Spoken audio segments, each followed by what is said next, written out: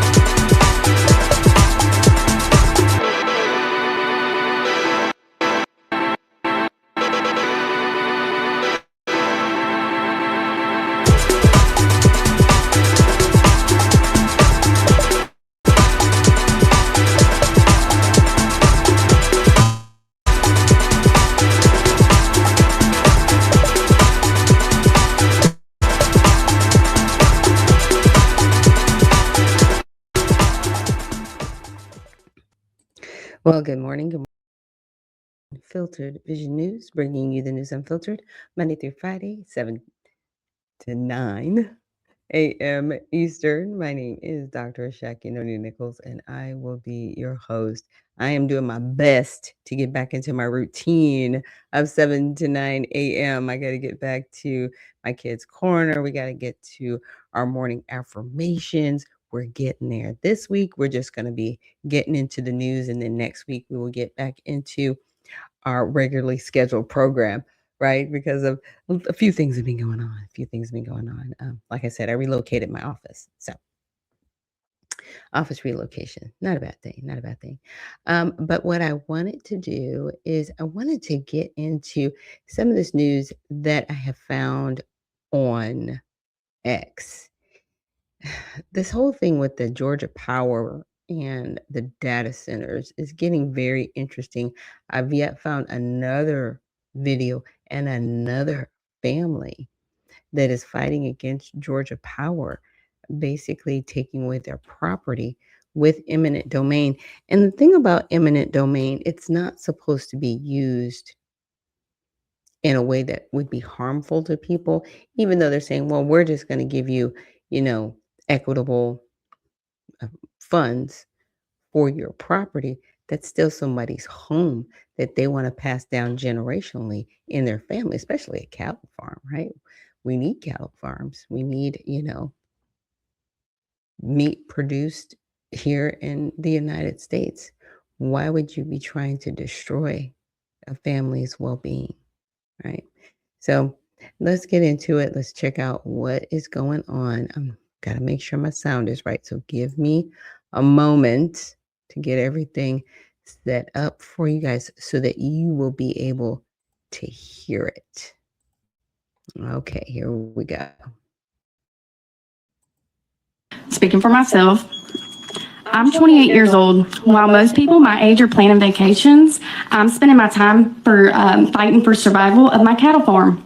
I'm here because a massive data center was approved just a couple of miles from my land, Project 𝗖𝗢𝗡𝗧𝗏, and I'm being hounded by Georgia Power for an easement to build transmission lines through my property for the FIT data center. I'm a local farmer, not an industrial developer. These 500 kV lines aren't for me. They are for the data centers that the boards and surrounding counties continue to approve.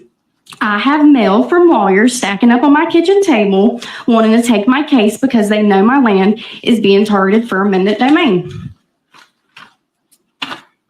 Okay, let's see. I shouldn't have to worry about the specific wording of a legal contract just to keep my own land from being industrialized. When the Fayette data center was first brought up, it should have been brought attention to all that would be impacted. I did not have a voice to speak my mind, and that feels like an infringement on my First Amendment rights. These easements are permanent. They affect my ability to graze my cattle, they lower my property value, and they destroy the rural character of this county forever. This board makes decisions to approve these massive projects, but it's residents like me, young people trying to build a life here, who pay the price. You're voting to turn our farms into a network of high voltage wires and noisy industrial buildings. I'm asking you to realize the real world impacts of your votes. Every time you say yes to a data center, you're saying no to a local farmer. We aren't just numbers on a map. We are the future of the county. And right now you're making that future impossible. Respectfully, take that cow off the logo. Thank you. And I do have bigger fish to fry. Okay. And and she went in, My name is Brianna Rice, Robinson Road. And it says they claims to strengthen the grid for Georgia's rising energy demand from data centers. So you're going to have us pay more to support these data centers, but what are we getting in return? That's what I keep asking. What is the return for this? And it says the lines are widely linked to Project Sail, a $17 billion hyperscale campus by Prologis Atlas, and 9 massive buildings totaling up to 4.34 million square feet on 829 acres, demanding hundreds of megawattages, roughly a small city's power. Again, what are we getting in return for these data centers? People are being harmed, right? That's not a return on investment. It's not a car. That's not a return on investment. Again, I don't have a quantum computer that needs this kind of AI power. So what are these data centers for? Because they keep saying it's for AI. It's to increase technology. Whose and what's technology? Because see, what I find hilarious is when the computers are off, nobody knows how to do simple math. So how smart are people really? Just saying. We need to get back to, being able to function without the machine. Because you can't function without the machine's no good, in my opinion. Because are you going to have the wisdom and knowledge to utilize it? Whatever this is being put in place. Again, it's not helpful. Now, the next one, because today is the day to vote in the Georgia primary, and we have an open primary here, meaning when you show up to vote, you can choose to vote either for Republican or Democrat, and you do not have to be registered as a Republican or a Democrat to vote with either party. You just tell them how you want to vote, which is a good thing. I do appreciate that. So it says breaking, Georgia election watchdog Garland Favorito is sounding the alarm over what he calls a secret bunker where the Georgia Secretary of State allegedly, now the current Secretary of State is Mr. Raffensperger, who is also running for governor. He allegedly plans to aggregate Georgia's 2026 election results away from public oversight. So according to Favorito, the facility is off limits not only to the public and candidates, but even to members of the Georgia State Election Board tasked with overseeing elections. Now, I've had Janine King on the show, and she is on the State Board of Elections. So from what she explained is that the Secretary of State is over like the counties and the cities to make sure that elections run properly. Then from there, the Georgia State Board of Elections monitors the Georgia Secretary of State. Okay, because she even said, she goes, if my husband gets elected, then I'm going to step down from the State Board of Election, because she says I wouldn't want there to be a conflict of interest. I'm like, I respect it, right? So the State Board of Elections, they should have oversight over the Secretary of State, because that's why they are there. They are supposed to work with the Secretary of State, but he's trying to block them. Interesting, right? So the secret aggregation of election results is a clear violation of state election transparency law. At Voter GA says multiple candidates have now filed lawsuits seeking emergency action to force Raffensperger to comply with Georgia transparency ahead of the 2026 election cycle. While the state election results are being handled in a secured emergency operations center hidden from public view. And here's my opinion. If you want to run for a different public office, you should have to give up your seat. How is he running for governor while he is the Secretary of State? Now, somebody else did that. That was Kemp, because Kemp was the Secretary of State. Then he ran for governor. In my opinion, if your position is overseeing an election that you're running in, you have to step down from your current position. So right now, in my opinion, Raffensperger should not be the Secretary of State. When he said, I want to run for governor, he should have relinquished the seat, but they can't. And I don't think there's anything against it in state law, but there should be. So I think that's something we really need to discuss going forward in Georgia. Good, Heather. It's always something going on here in Georgia. I know. I saw your press release that you put out this morning. We can go ahead and put that on the screen for everyone. And I'm like, I have to get you on the show. There's a press release. Garland says, Atlanta, Georgia. Georgia's 2026 election results will be aggregated on election night by Secretary of State Brad Raffensperger from a, quote, secret bunker, which is off limits to candidates, the public, and even to the state election board members who have requested access. The secret aggregation of election results is a clear violation of state election transparency law, which requires all election officials to conduct all election activities in public. Garland, you're going to have to break this down for me. How the heck is this possible? A secret bunker? Yeah, so, and basically, first of all, just to state the law that you just mentioned, that the law says in Georgia, superintendents, poll officers, and other officials engaged in the conducting of primaries and elections held under the entire chapter of elections in the Georgia Code shall perform their duties in public. However, Secretary Raffensperger has been aggregating election results from all the counties in this secret bunker that is it is used for legitimate emergency purposes by the Georgia Emergency Management Agency. It's called their Emergency Operations Center.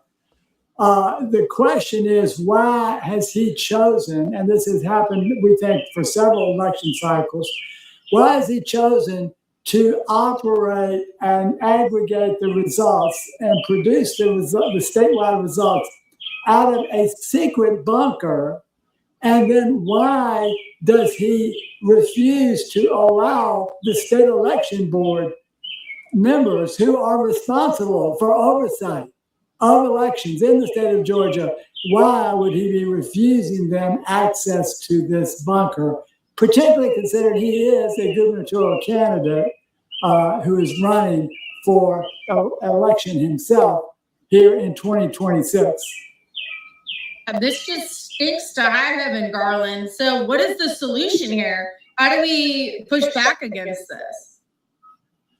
Well, just between the time that we did the press release and to this show, and this will be breaking news for your show, Heather, but there was a lawsuit filed by several candidates to attempt to require Brad Raffensperger to comply with Georgia law. Now, unfortunately, that lawsuit had to be filed in Fulton County. And if you remember, the Fulton County judge just in the last 2 weeks allowed Brad Raffensperger to break the law by adjudicating his own challenge to his own candidacy. He was required to send that challenge to an administrative law judge for an official or preliminary decision. He refused to do that. And when confronted with the violation of law, a Fulton County judge allowed him to continue and reject the challenge without the mandatory required hearing. So we don't know that the 10 minutes. Filing a lawsuit in Fulton County is going to help any, but that at least 3 candidates have come forward to file what they call a mandamus to force him to comply with the law and a temporary injunction, to emergency injunction. We'll see if the court hears that tomorrow. Mm-hmm. It's almost like Brad Raffensperger is just going around like a little, like a criminal, just breaking the law because he knows that he's got this cover within the court systems. It's like he's just completely disregarding it. I mean, is there going to be enough time to sort of reel him in and keep him in check for the election? Because it just seems like a lot of these lawsuits that get filed in Georgia, they stretch out for years. I mean, you know that better than any. Yeah, he does know that better than anybody. And that's the crazy part, in my opinion, about this whole thing. Because I'm like, Raffensperger, he's running for governor and circumventing the law as the Secretary of State. It's, my goodness. It's just one of those things. It's like, really? Is this what we're doing? Apparently, this is what we're doing. So I want to get on to the next bit of news after, having that little check-in on X. But I've got some news from Alan Dershowitz. Now, I've got to check my audio to make sure you guys can hear it. So just bear with me.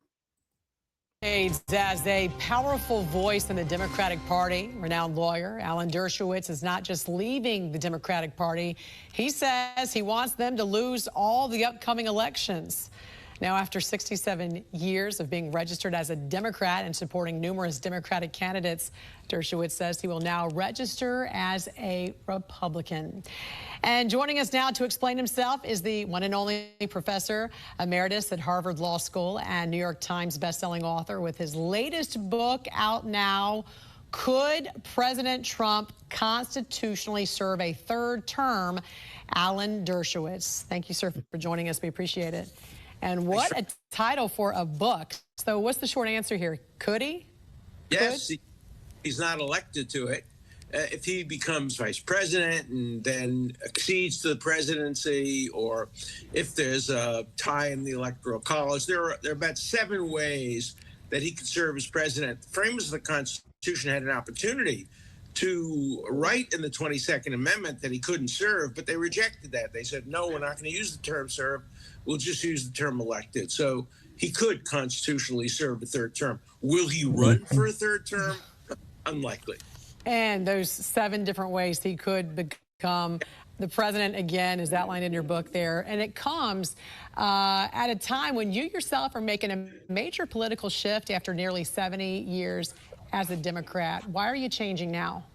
I'm not changing. The Democrats changed. As Ronald Reagan said, I didn't leave the Democratic Party. They left me.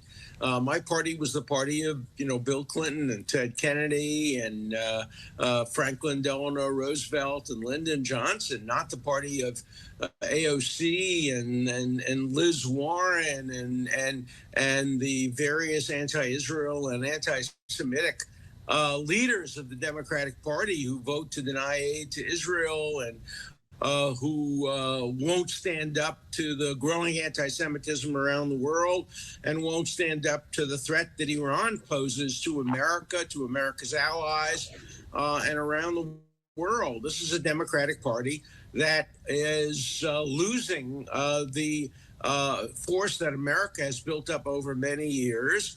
And I'm embarrassed to have been a member so long. The two questions I'm asked all the time are, one, why did you leave after so many years? And the second question is, what took you so long?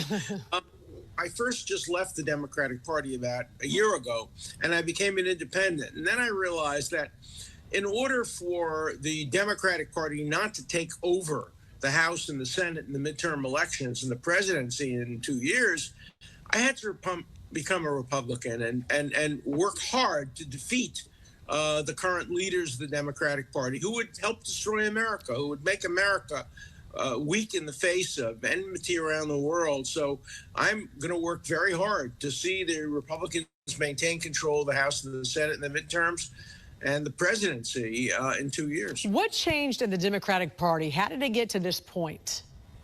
Well, they became very radical. They became a party of students and faculty members. Remember, who led the Nazis in 1932? The students at various universities in Berlin and Munich. Who led the communists under Stalin? University students. Who led Castro? University students, Pol Pot.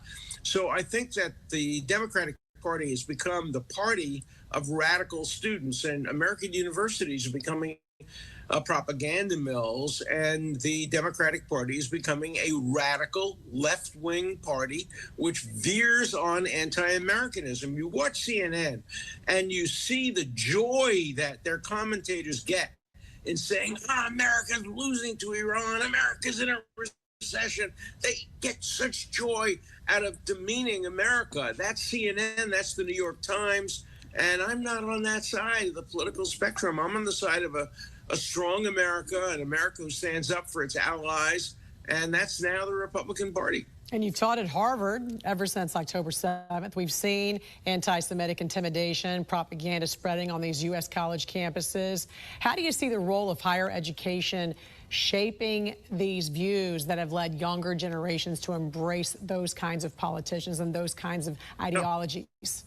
Well, you know, I've taught at Harvard probably longer than almost anybody, 62 years. I became an assistant professor when I was 25 years old in 1964. I cannot speak at Harvard today. They will not allow me to speak to their students. That's how bad it's become.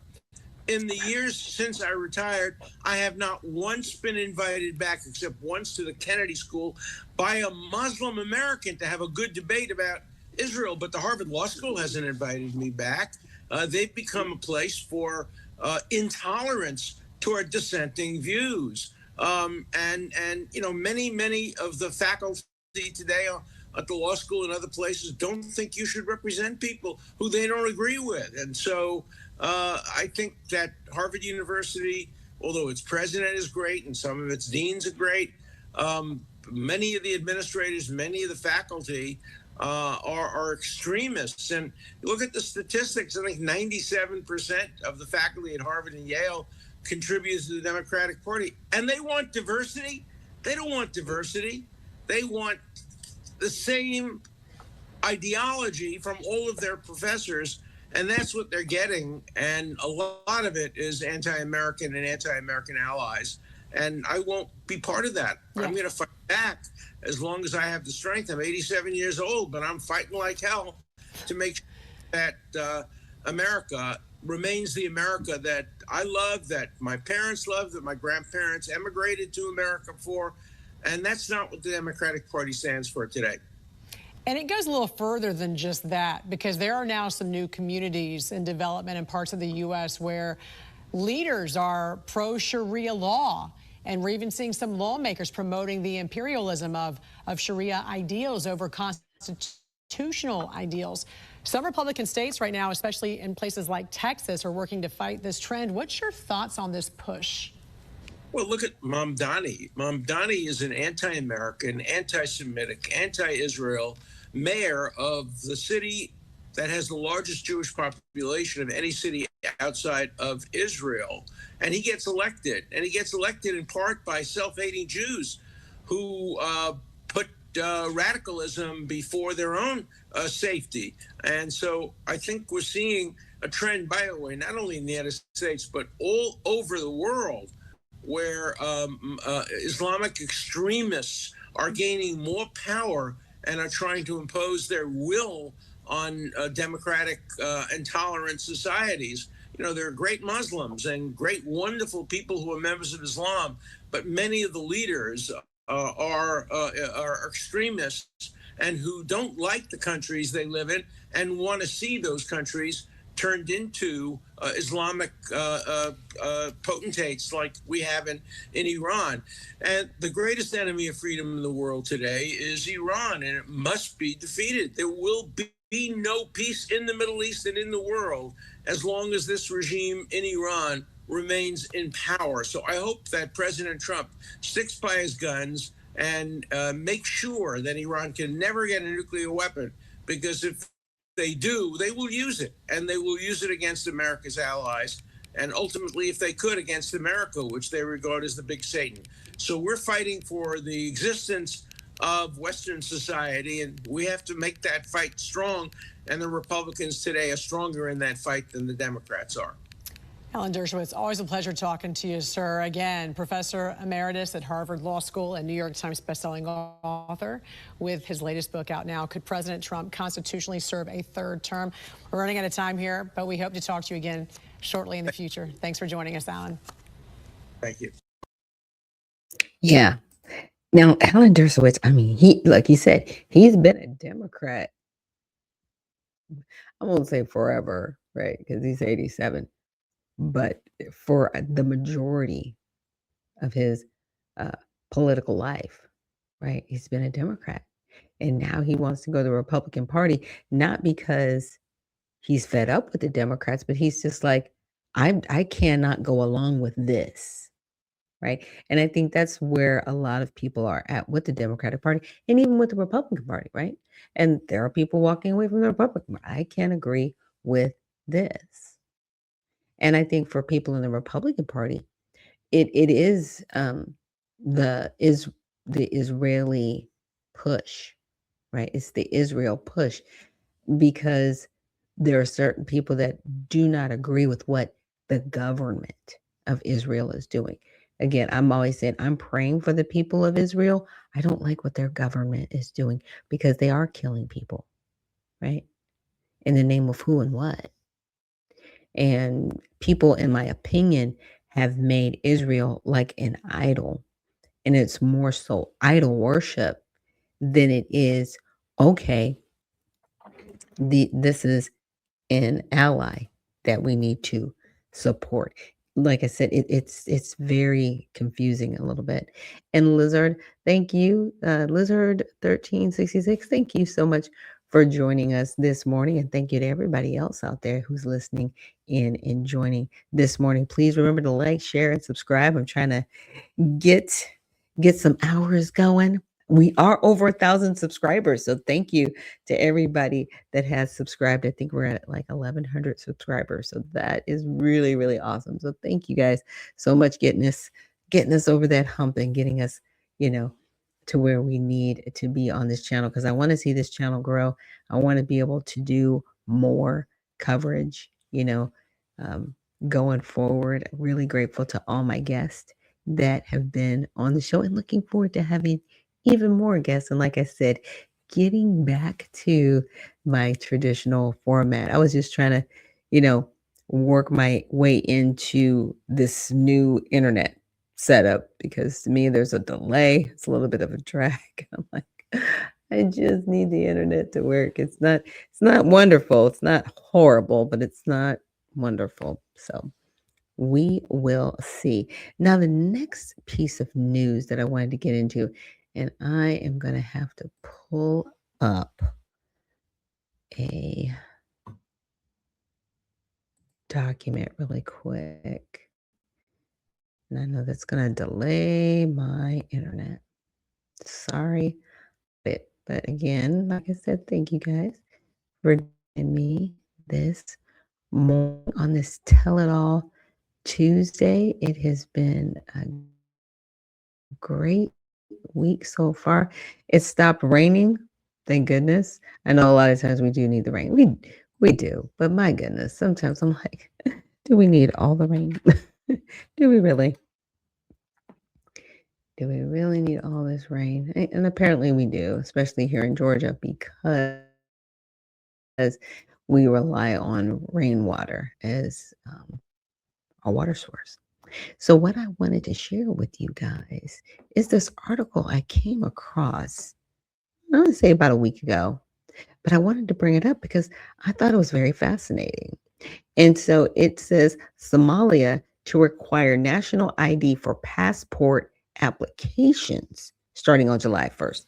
So you have to have this particular ID to get the passport. So it's not that the passport is the ID. You have to have a particular ID to even apply for it. So this was on the 15th.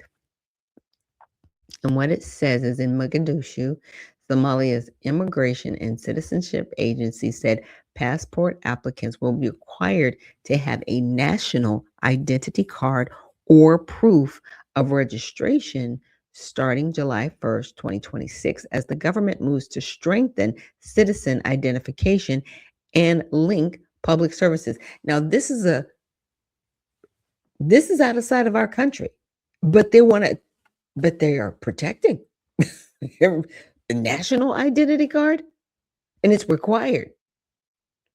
It's required. They're not playing. Right? So the agency said on Thursday, Somali citizens who do not have a national identification and registration authority card known as NIRA ID or a certificate confirming registration will not be allowed to apply for a Somali passport after the deadline. So they have rules. They have rules. Go. Even though everybody thought, okay, Somalia, they don't have rules. They're just running around. They have rules. And here's my thing. If you have rules, then we need to have rules. And we do have rules, but we need to make sure that we are following the rules in this country, right? We cannot just allow people to do whatever they want to do because we think they should be able to. And, the border is pretty much closed. I mean, the crossings are definitely down from where they were in 2024. Crossings are down. But at the same time, we still have an issue of not implementing our laws. We have plenty of laws on the books about immigration. We have plenty of laws on the books to do what you're supposed to do. But people are not following the law. They are not implementing the law. And then they wonder why certain parts of our country look crazy. It's very interesting. So, let me close this little pop-up.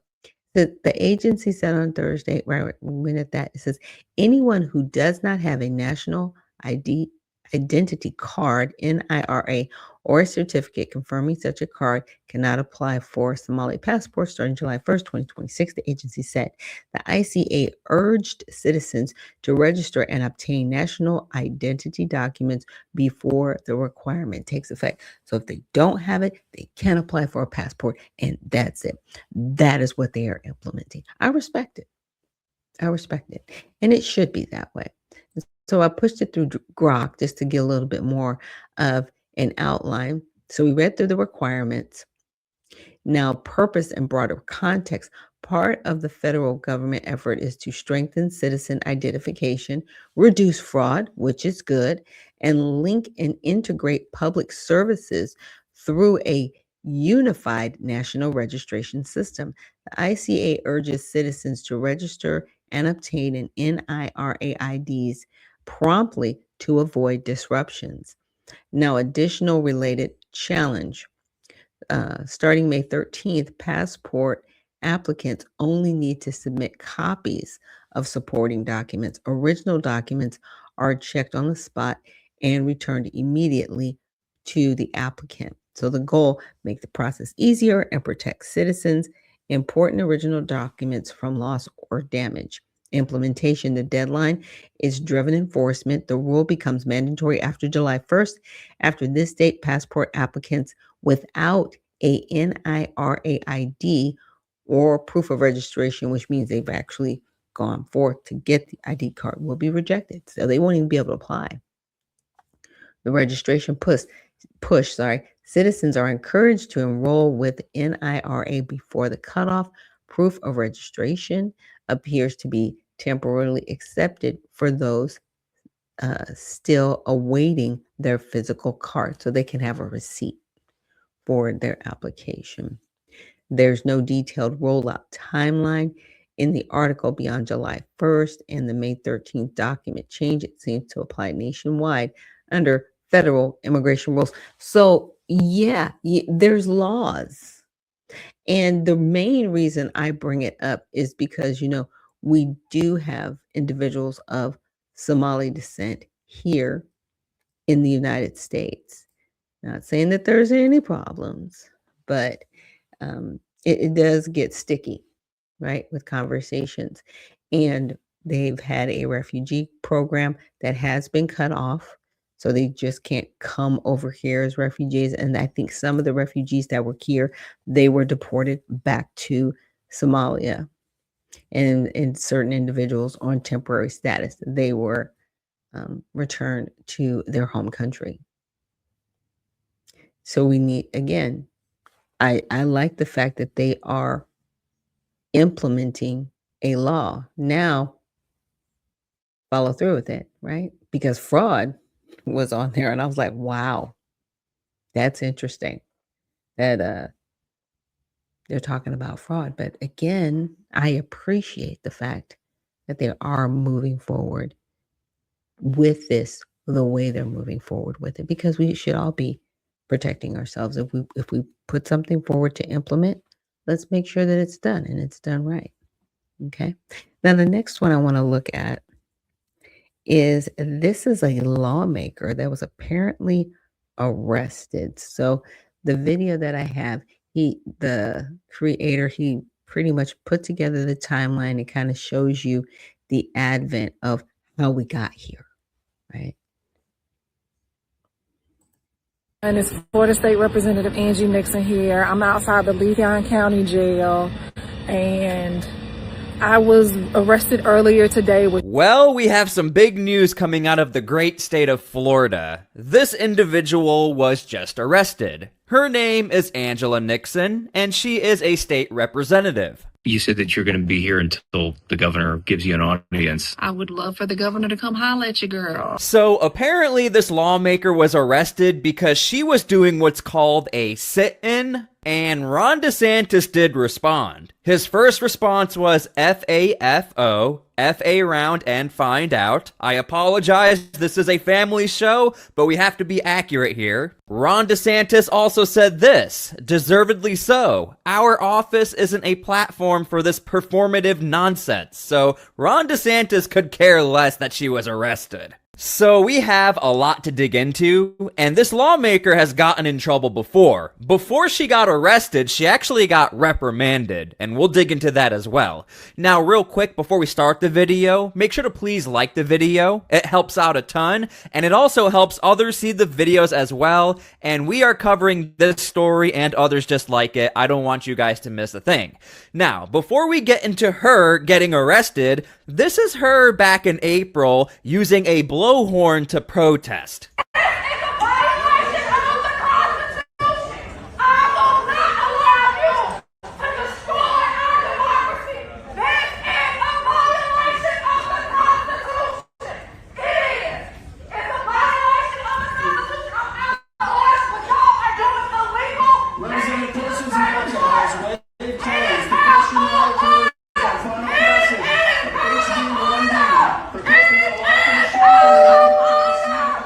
Okay, so let's stop there. Now, of course, I know you guys are wondering, what is she protesting? Well, I don't think this will shock you. So, she was protesting redistricting. Now, I need to give you guys the timeline of events before we even get to the arrest. What you see right here is a post from May 14th. On May 14th, she was formally reprimanded, and we're going to hear from her, but then on May 15th, she was arrested, to give you an idea of how fast this all happened, because the story is a little confusing. So again, what you're watching right here is on May 14th. This is her explaining why she was reprimanded. Hey y'all, it's United States Senate candidate and Florida State Representative Angie Nixon here. Oh yeah, and she's running for Senate, by the way. Earlier today, I was formally reprimanded in the Ethics and Rules Committee in the Florida House because I disrupted proceedings that were unconstitutionally and illegally drawing maps that gerrymandered in such a way that caused some folks to lose their representation. Folks are asking me what I would do, whether I would do it again. And I would say, when it comes to speaking up for people and making sure that they have access to vote for who they want to vote for and their voting rights, I would absolutely do it again. But Okay, so she said, I would do it again. Now, as far as I would do it again, I'm not sure if she means this right here, as in like yelling a megaphone in the middle of a chamber, or what we're about to see the next day from this video, where she does what's called a sit-in. Okay, so here she is during the sit-in. Again, this is going to be from May 15th. You said that you're going to be here until the governor gives you an audience. I would love for the governor to come holler at you, girl. I mean, I'm a sitting lawmaker just like him. I was elected just like him. And we need to have a conversation about why he continues to rig maps, why he continues to play political games, why he is not looking out for Floridians. We need to have that conversation. What would you tell him? What I would tell him is that he needs to call another special session to unrig the maps and do what the voters voted for back in 2010, which is fair districts.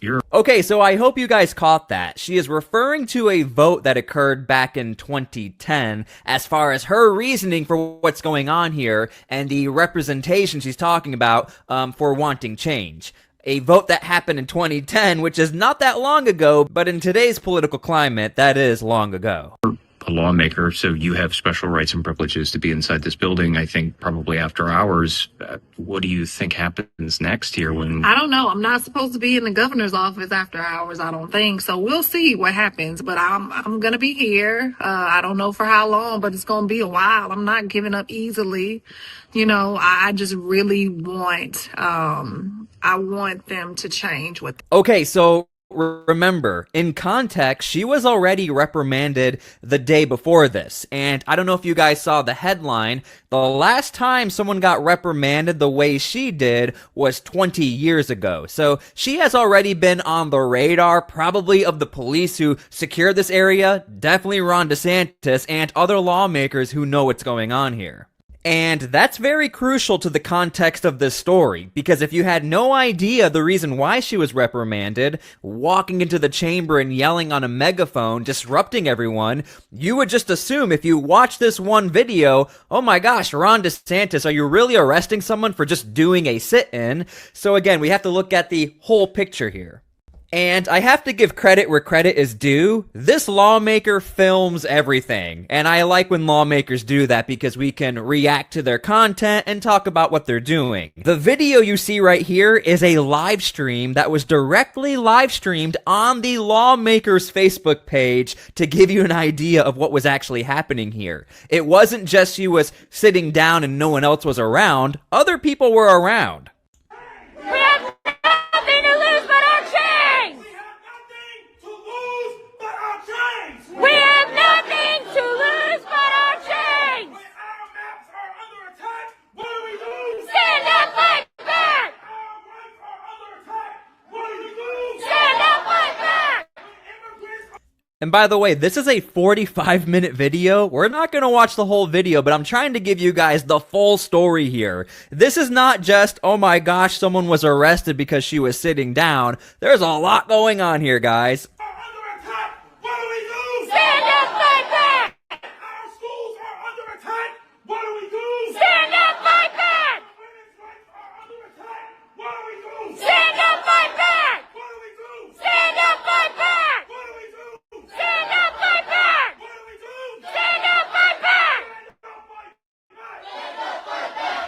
Now, it should be noted that this particular protest seems to be a little more distinct from the reason why she was reprimanded. This is not only protesting gerrymandering or redistricting. We're talking about a bunch of other topics that are being thrown in there, such as like women's rights and other things like that as well. Cost of living, apparently. Okay, now 43 minutes into this live stream, this happened. A warning went out. What do you do? Stand up, fight back. When our democracy is under attack. Oh, okay. Yellow out. That's you too. Florida Administrative Code, Rule 60H. Your conduct has been deemed disruptive to the official business of the county. If you're yellow, you might want to walk. By order of the state of Florida, I am commanding you to immediately cease your activities and disperse. You must remove all signs, equipment,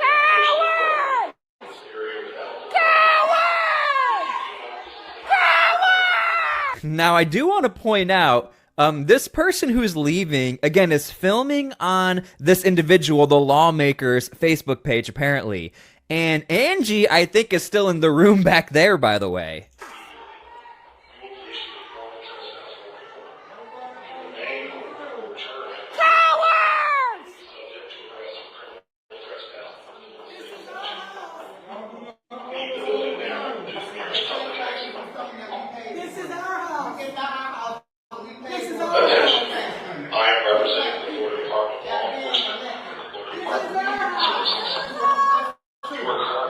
Yep, there she is right here. Everybody else is leaving.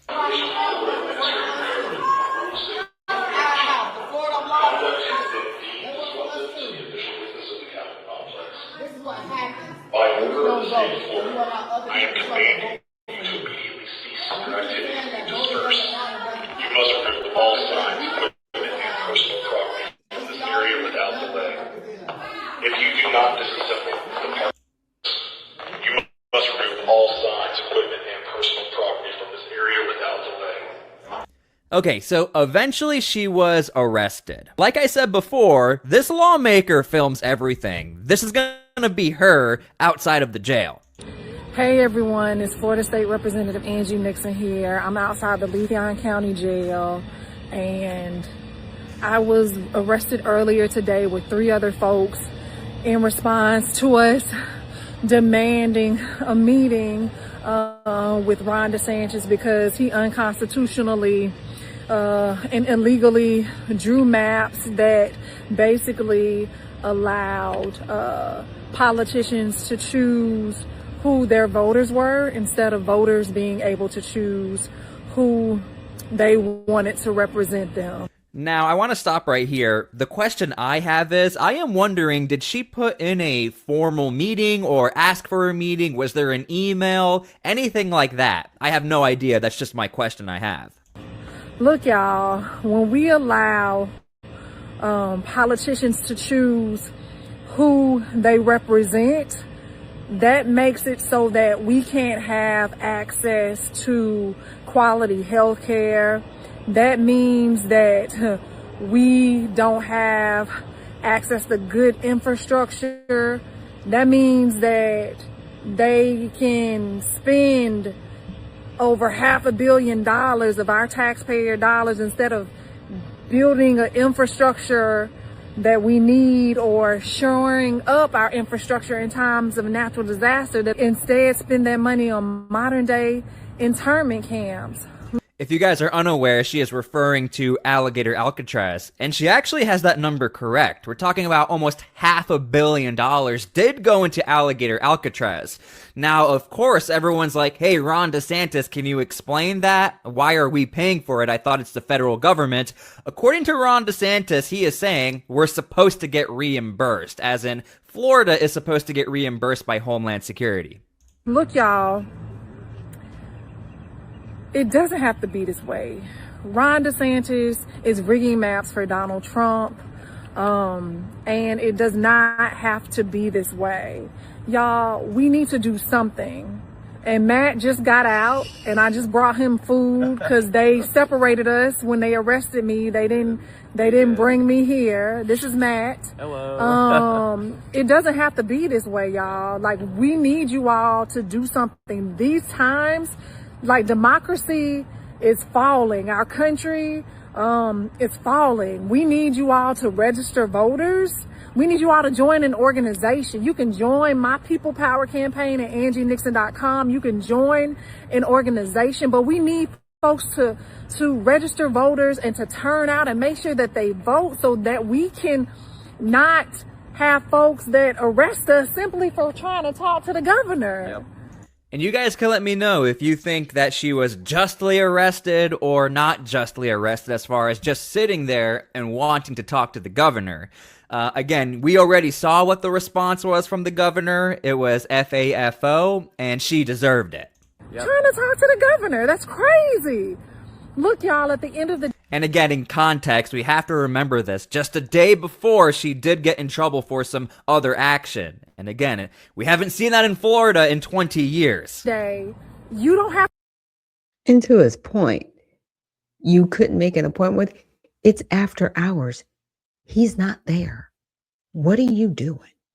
You are trying to make a spectacle of yourself to draw attention.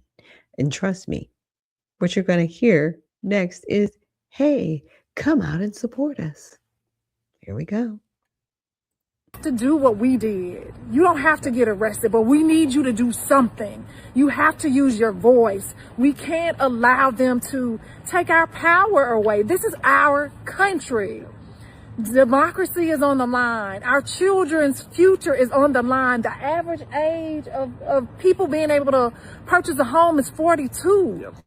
And by the way, I always have to point this out. Ironically, a lot of Republicans would agree with some of what she's saying. But the problem is we have the divide as far as how you get that meeting and trying to implement yourself into a situation just because you're a lawmaker. And the reason that is because these corporations, like, they are the ones that are running our country. Hardworking, everyday people should get to determine what their communities and economies look like. And right now, the Jeff Bezos and the Elon Musk and the Peter Thiels of the world are the ones that are determining what our country looks like. Y'all, like, let's not allow this to continually happen anymore. Let's change the trajectory of our state, of our country. Again, sign up and join these organizations. Join My People Power campaign at AngieNixon.com. Join Matt. Matt's a part of a ton of organizations, Orlando 5051. All these groups. Anything else you want to say, Matt? The Democratic Progressive Caucus of Florida is, really trying to build up this momentum. There you go, momentum. But in my opinion, if we're going to talk politics here and statistics, this is going to be an uphill battle in Florida. Now, stuff like this, if we're going to be honest here, can work in certain situations, trying to use a protest or clashing with either federal agents or the police or go face to face with an entity you're calling out. That can sometimes work.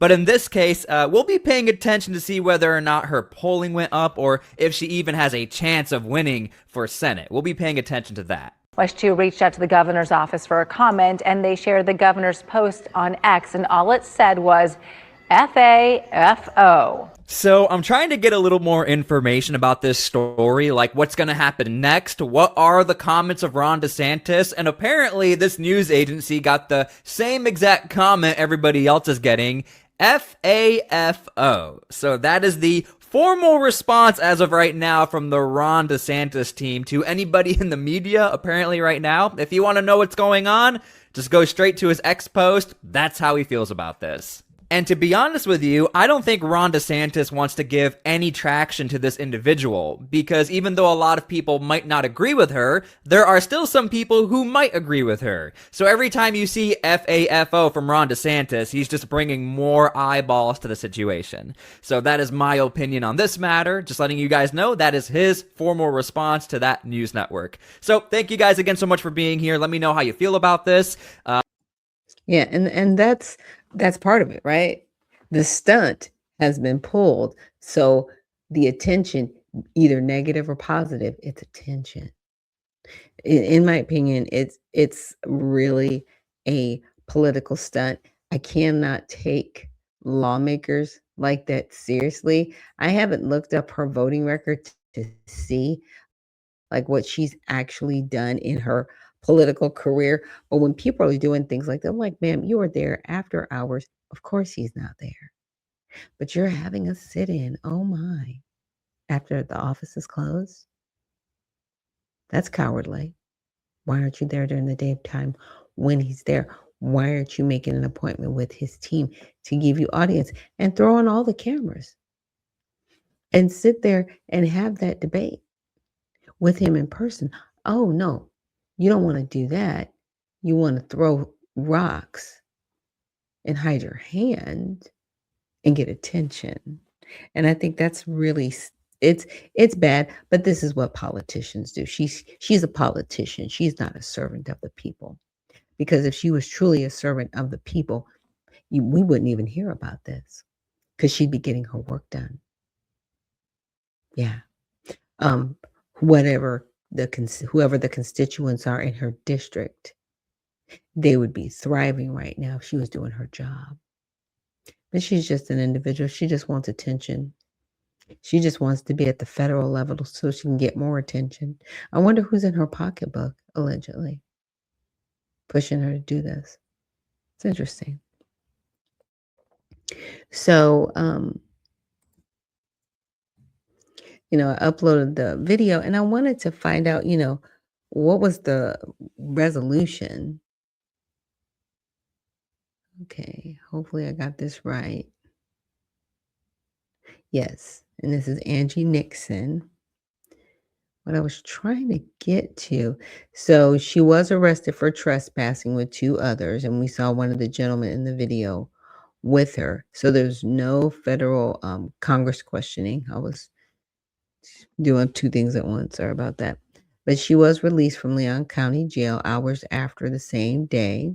She has a June date court hearing. Now, the maps remain in place for now, with ongoing political and legal challenges, typically for redistricting.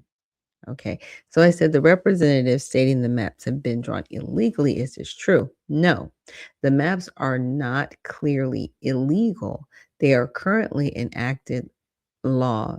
They are currently enacted law in Florida, but face active legal challenges, right? Claiming they violate the state constitution. Okay. So the Florida's legislature passed a new congressional map in late 2026, excuse me, during a special session called by Governor DeSantis. He signed them into law on May 4th. The new map redraws many districts, and it's projected to increase Republican seats, potentially from 24-4 from the previous 28. So it would give the Republicans 4 more seats and the Democrats 4 less seats. And now, by consolidating Democrat-leaning areas and adjusting boundaries in ways critics call partisan gerrymandering. This is mid-decade redistricting justified by Republicans, partly due to a recent U.S. Supreme Court ruling in Louisiana that limited Voting Rights Act requirements for majority-minority districts. So that means they can cut these maps up, right, based on the votes, not based on race. And by doing that, they're saying it's diluting the minority-majority districts, but it seems to be diluting Republican districts. Now, I know in Virginia, they tried to get a map that was like 10-1. And it always cracks me up because, and this is both sides. I'm understanding both sides. They always are talking about representation, but it's lopsided, right? To me, it should be a 51-50. If you, let's just say we'll use the 100 theory, right? We'll say you have to have 51 plus 2 to have the majority. So 53-47, right? So if the Democrats had 47 seats and the Republicans had 53 seats, to me, that's a little bit more even-handed. So in this situation, they've got 28 seats. If the Republicans had 15 and the Democrats had 13, I was like, okay, that looks pretty even as far as representation. But you have to look at how people are voting in these different areas, right? And this is state redistricting. So this is state representation. I'm not sure if it is federal representation. I have to see. Now, if it's federal representation, that goes to the House representation. So I think that might be what they're arguing and saying, well, there's not a minority majority district that has proper representation. Well, what does that mean? Because the person representing you should be representing you regardless of your race. Because in my opinion, there are some people that are melanated. They don't care about the people that they represent. They like the seat. They like having the quote unquote power, but they don't care about the people in their district, and they don't do anything for the people in their district. I mean, all James Clyburn has been doing fish fries for decades. He hasn't gotten anything done. Oh, and by the way, he did vote for the 1994 crime bill that incarcerated generations of Black men, which was a racially based bill to, in essence, control and take these fathers out of the home and incarcerate them. And in some instances, people were innocent. But it was a racially and lineage-based bill because they were specifically going after one demographic of people. It wasn't just like, okay, you're a crack dealer, you're a cocaine dealer, war on drugs situation. No, it was specifically for the American Negro. And it was written in such a way that those were the people that were targeted. Clyburn voted for that. Maxine Waters voted for that. But yet they sit before us saying that, hey, we're for Black people. Are you really? And I look at, Representative Nixon, and I'm like, are you really for Black people? Or are you just saying all the right things so you can get attention to your, run for Senate? Right?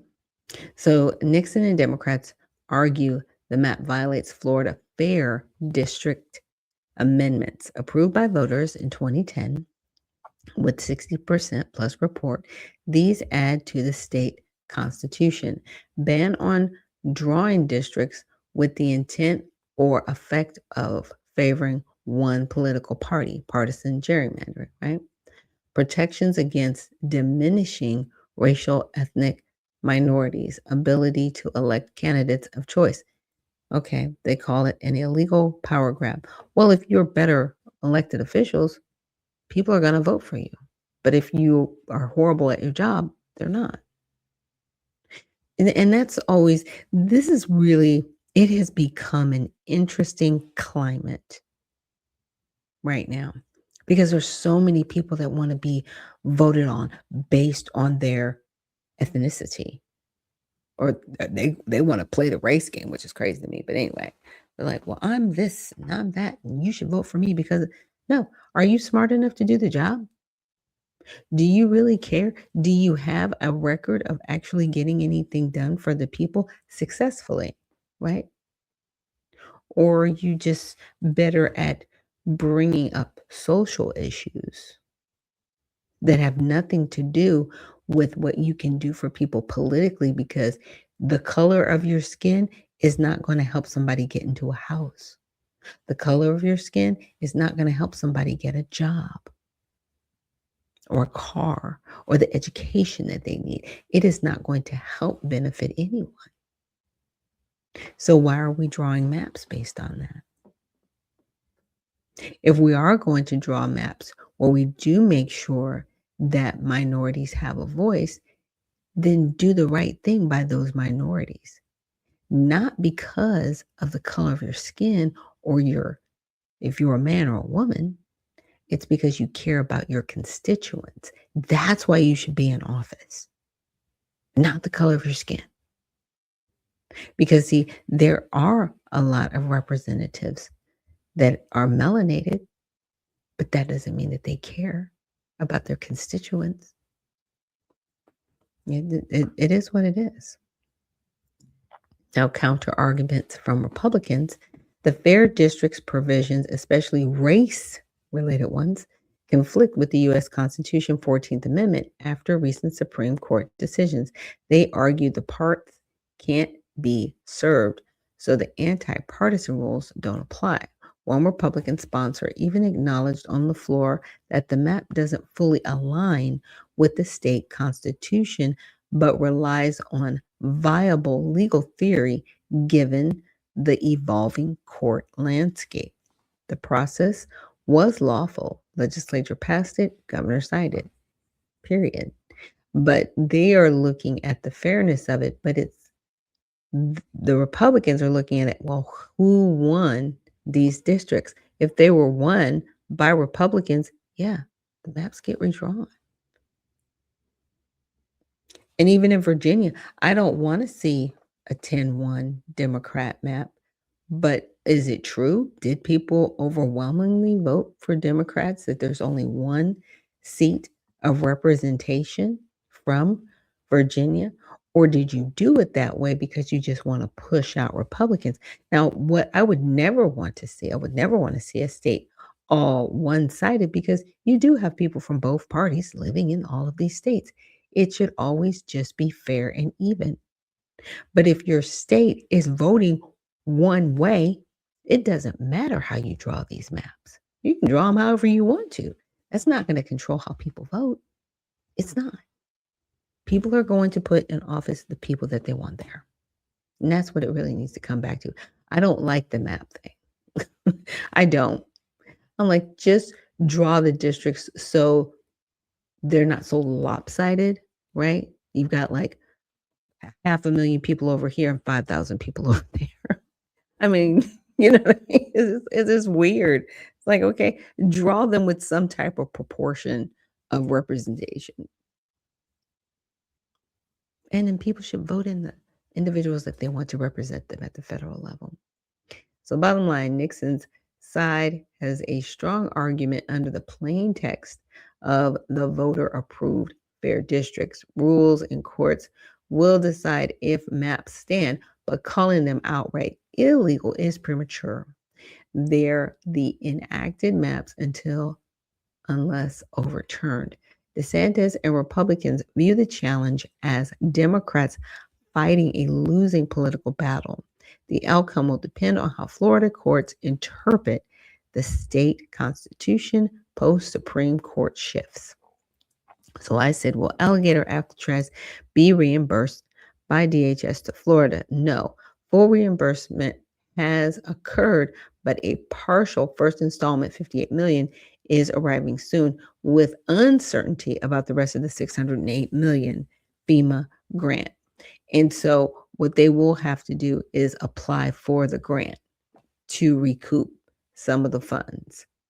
So right now, it was approved in principle in 2025 for a $600 million grant from a shelter immigration support fund to reimburse Florida for eligible operational costs, not construction or major modification, delays, and holds. Funds were stalled for months due to required environmental historic preservation reviews, bureaucratic reviews under DHS Secretary Kristi Noem, and legal disputes. Florida acknowledged in court filings that the money might not materialize. Now, partial payment is now starting as of May 2026. The first installment of $58 million is set to arrive in the coming days and weeks. This is the initial payout of the larger grant. Limitations reimbursement covers only certain operational expenses. It does not cover the full build modification cost for states' total outlay, which exceeded $600 million, right, up to $1 billion.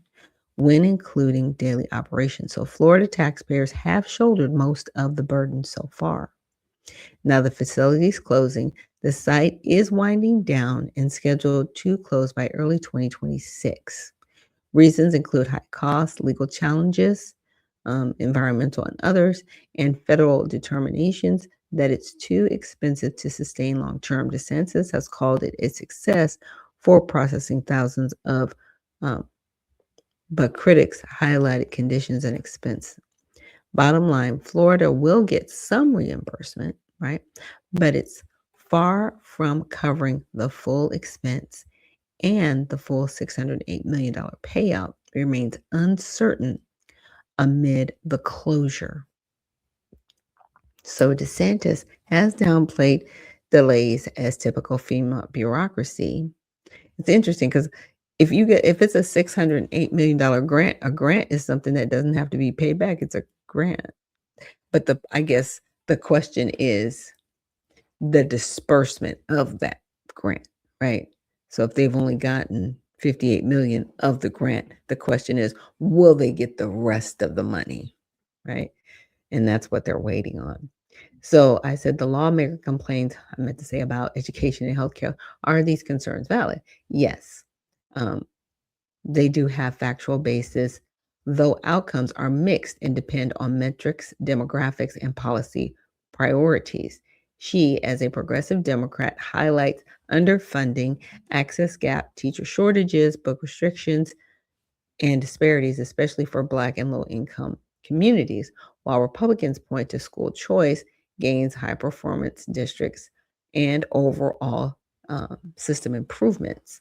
And here's my thing with the whole education situation. People pay property taxes that are supposed to go to fund these schools. Then why don't we have children that can read, but they know their pronouns? Why do we have children that cannot handwrite? They can't do basic math, but they can tell you all of these things that they should be protesting. This is a problem. Schools have become indoctrination centers. They are no longer places of education. But then when I hear progressive Democrats going, we need better education. You've got the money, but you're not educating the children. What's the problem? What's the problem? Maybe you should stop paying your superintendents over $500,000 a year. Maybe you should start there. And maybe you should take the money out of that budget and give it to the teachers. So the teachers aren't having to buy supplies out of their own pocket, out of the little money that they do get. See, everything is lopsided. But you have to go back to the main cause of the problem. In my opinion, the main cause of the problem is the administrative cost, as opposed to lowering the administrative cost so that the teachers can benefit. Why don't you cap these salaries of these superintendents at $100,000? That's it. That's all you're getting. And that's still a lot. A 6-figure salary to not teach the kids? Because I'm telling you, some of these superintendents, you should look up their salaries. It's wild, the amount of money that they make. And that's not even at the state level. I'm talking about like the county superintendents that fall beneath your state superintendent. Yeah, it's crazy. So teacher pay, Florida ranks 50th nationally for the average teacher salary, which is $56,000 in recent NEA data, third year in a row at the bottom. Starting salaries are better. 19th, this contributes to recruitment and retention issues. Wow. And they rank at we only got 50 states, I'm just saying. So per pupil spending, below is a national average, often ranks 40th to 47th, depending on the year. So we spend $12,000 to $17,000 average per human that's going to school. But the babies can't read. They can't write. They can't do basic math. And I'm not talking about 5-year-olds. I'm talking about 20-year-olds that have graduated from high school. They can't do basic math. You failed them. We failed them, right? We're the parents. What happened to the parent-teacher relationship? You know, schools, you claim we know we know better than the parents. We can educate the kids. Why? What happened? Why don't the babies know how to handwrite anymore? Because see, if the lights go out and we all have to go back to reading and writing and doing basic things without calculation, what is going to happen to our society? I'm just saying, stop relying on things and thinking that it's always going to be there tomorrow. You need to have an independent mindset, at least the basics. This is failure because our children are not reading past a third grade level. There are children in the third grade around this country that can't read. We have an illiterate society right now, but we have all this technology. What happened? Now, infrastructure and access. Reports of aging facilities and funding gaps for basics exist, especially in lower wealth districts. Okay. Book bans and curriculum.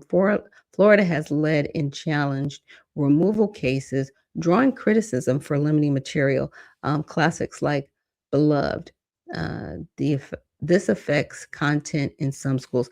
Well, in some schools, and this is all schools, they're putting pornography in the schools, and this has been proven. This is nothing that goes, oh no, that's not true. Yes, it's true, because there has been like a dad, I think he goes all over the country reading books at different school board members, and they go, oh, you can't read that here. They're like, well, then why is it in the library where a third grader can get it?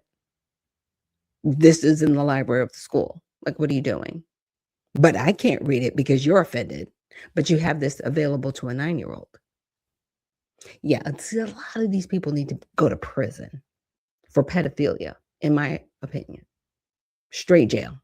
Not even, like I said, not even jail, prison. Let's go.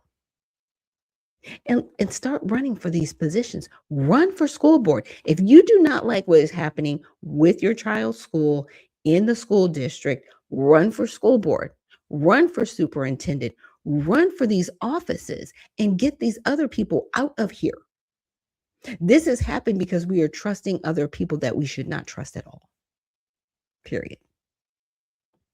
Now, Florida performs above national average in some in National Report Card NAEP areas, especially fourth grade math reading in certain years, with strong fourth grade results historically. However, eighth grade scores lag. Now that's sad. Like, how does that happen? Because they're not learning. It's the indoctrination parts of things. Now, school choice vouchers and reforms get credit for competition and opinion options. Many high-performing schools districts exist. Recent state assessments show some recovery in math reading proficiency post-pandemic. And that did mess the kids up, but you can't keep blaming the pandemic, right? And you can't keep saying, well, the teachers need more resources. No, what needs to happen is your superintendents and the administrators that are outside of the school, salaries need to be lowered there. Okay. I am tired of seeing these mega complexes for school administrators, and then the school looks like a bomb went off. Like, what happened? Really? And you're okay with taking the money off of the backs of these babies who can't read and write. I'm just saying, and these are just true things. Now, Nixon advocates for expanded access, right? Medicare, better maternal health, especially Black maternal health, insurance affordability, and against privatization cuts. Okay, so underinsured rate and Medicaid. Florida is one of 10 non-expansion states. Uninsured rate 11 to 14%, 388,000 in the coverage gap. This leads to higher uncompensated care costs. Well, everybody knows that the insurance companies are charging people more who are insured to make up for those who aren't insured. And sometimes it's better to go cash, right? But the hospitals and doctors won't let you do cash payment if you have insurance. They say we have to run it through your insurance first, and they will charge you up to 200% more if you paid in cash. Yeah, because these facilities are disgusting, and that needs to change. Those are some other people that need to go to prison. I'm just on prison right now. Black maternal infant health, cost and access. Okay. Yeah. what needs to be better, you need to talk to these hospitals and these doctors that also get government funding, by the way, and state funding, by the way, on top of the insurance and on top of people paying them, on top of Medicaid that they get, which are other payments. So, these hospitals and doctors, they need to do right by people. And they need to stop taking advantage of people. So strong medical institutions, overall health ranking, and are middling, not worse. No universal crisis. Many Floridians have coverage via employer plans, Medicare, etc. So overall access to equity concerns, especially for low income and Black communities, are legitimate. Okay. Non-expansion and affordability issues create real gaps. Maternal health disparities are a documented national Florida problem. Okay. And it can be a Florida problem, but to me, it's an everywhere problem because insurance companies need to be wrangled in and told you cannot charge somebody 120% more than you charge somebody else. That should be illegal. Okay. This goes back to the lawmakers doing their job. So stop complaining about it, ma'am. You're in the state legislature, do your job, but you're not going to do that. You're just going to complain. Just gonna complain. So I said, is it a local issue or a state issue as far as healthcare and education? Primarily a state issue, right? For both education and healthcare in Florida, with some local implementation and funding variations. So as a state legislator is addressing these at the state level because that's where the majority policy funding formulas and regulatory decisions are made. Then do your job. But you don't want to stay in the state. You don't want to continue to help those people. You want to go to the federal level where you can basically not be responsible for any of them. But, get that nice place in line, right? Hey, JJ, good morning. And Beginner's Fitness Journey, she says, thank goodness the Virginia Supreme Court struck it down. It was a crazy map. I was like, you got 11 seats and 10 of them are Democrat and there's only one Republican. Like that, there should be like a threshold in certain states. Seriously, with Republican and Democrat representation, because not everybody's going to be a Republican. Not everybody's going to be a Democrat. Stop that. There's got to be a balance of representation. It is crazy. Now that's at the federal level. Okay. There has to be some level. And so a lot of this that's going on back and forth, and I know a lot of people are like, well, it's just this power struggle. What they're trying to do in the House of Representatives is create a Democratic majority, and they're using the bodies that are here. And some of these people that are here are not here legally. They shouldn't be counted in these districts, but they are. They're giving them driver's licenses. They're making sure that they're getting state aid, right? And in some cases, federal aid, which is illegal because they're not here legally and they're not supposed to get these funds. Those funds are supposed to go to American citizens, not people that should not be here. But then they're going to be like, well, we've got too many people in the district. They need to be represented. They need this, they need that. And here we are, right? Here we are. But are you really representing the efforts of the American people? Or are you just doing this for the party? There's those two different conversations going on. So I will definitely leave this link for you guys so you can continue to go through it. But the healthcare overwhelmingly is at the state level. So Medicaid, key for low income coverage, is a joint federal state program, but expansion, decision, eligibility rules, and state share of funding are made by Florida legislature and the governor. Florida's choice not to expand Medicaid, one of 10 states, is a state policy. Now, what they have here in Georgia is called Peach Care. And what they have it on is they have it on a sliding scale. So obviously people that fall beneath a certain economic threshold don't have to pay. But people that do go over that threshold, right?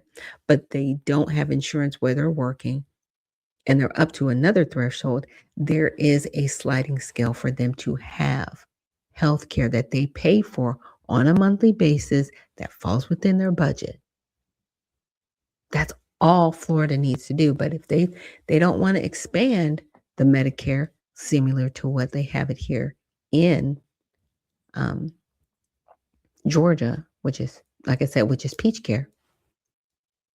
They need to look into that. And maybe you don't call it, Medicaid. Maybe it's another, coverage that you come up with. In my opinion, states should have a state insurance plan. That's not Medicaid, right? It's not a welfare positioned insurance, but it is state funded because everybody pays taxes. All of these states, they have a number that they get in funding. So they spend it on people. I know it's a weird way to say it, but let's just say in Florida, they've got $500 per head. Like, it's $500 per person. Are you spending that whole $500 on that person? Or are you spending $200 on that person? You have a $300 surplus, right? That's about the easiest way I can say it. So each state has funding set aside for each person. In my opinion, they should take a percentage of that, have an insurance set up.